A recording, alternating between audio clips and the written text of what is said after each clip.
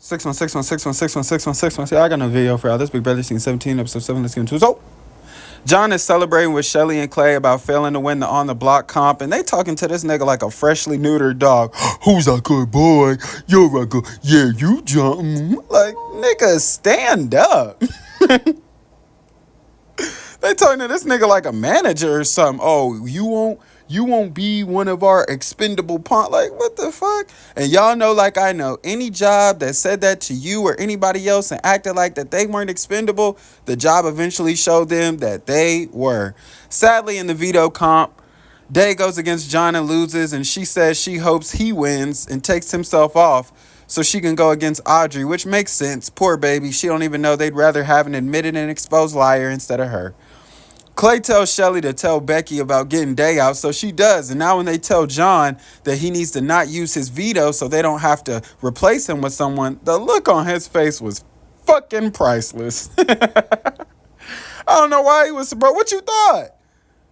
You thought they really rock with you? You was one of they elite employees? No, you a good little doggy, nigga.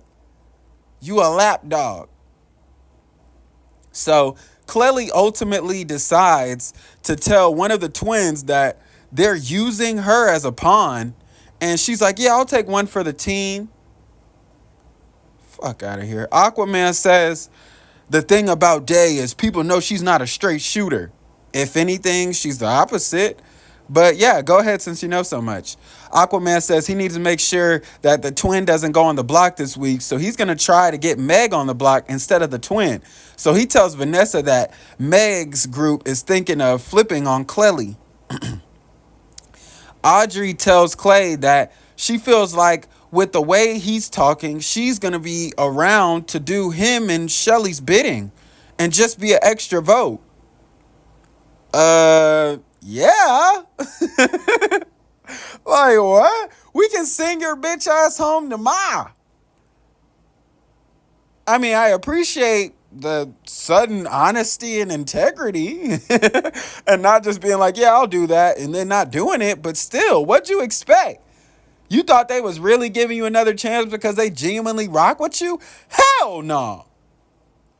They know you're desperate and willing to do whatever you need to be around. Clay, of course, threatens Audrey and says, if you second guess me and Shelly, we'll make sure you go home. She talking about, are you serious, bitch? Yes. That's how it works. Told you. It's funny. The motherfuckers who you can trust always end up getting set up and thrown up under the bus for someone you should have never trusted. I'm sure before you started plotting on Day, she would have never done you like this. But hey, what do I know? Sit there and be Clelly's little biatch until you don't have to anymore. Put yourself in a position you didn't even have to be in. So after the convo where Audrey decides she doesn't just want to be Clelly's little bitch, he says, oh, we can't, see, that's the thing with Audrey, is like, we can't trust her. Wow. What? No way. You don't say. There were no signs that you couldn't trust Audrey prior to you guys' little debacle. But what do I know, like I say. But when it comes time for the veto ceremony, Shelly gives this old bullshit speech about how much of a great and empowering and inspired woman Day is and how much she, man, bitch, shut up. Just switch somebody.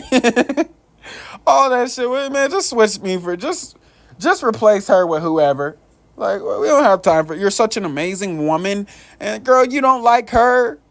We ain't got fake kick it. We ain't got flaws. Like, we ain't got front. Just come on.